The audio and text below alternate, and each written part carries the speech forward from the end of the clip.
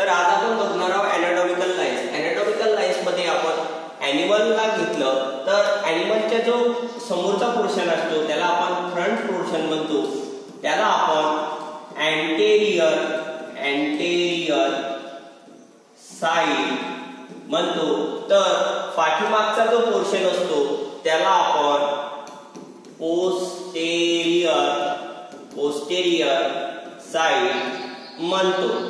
तर back side, बॉडीची back side त्याला आपण पोस्टेरियर पोर्शन म्हटलं, तर बॉडीचा समोरचा साइड यानी समोरच्या साइडला आपण अँटेरियर साइड किंवा त्याला दुसऱ्या नावाने आपण म्हणू शकतो. अँटेरियर साइडला एक दुसरं नाव येते, त्याला आपण व्हेंट्रल साइड म्हणतो. तर बॅक साइडचा जो पोर्शन असतो त्याला आपण डॉर्सल साइड म्हणतो. अशा प्रकारे आपण अँटेरियर, पोस्टेरियर, व्हेंट्रल आणि डॉर्सल साइड बघितलं.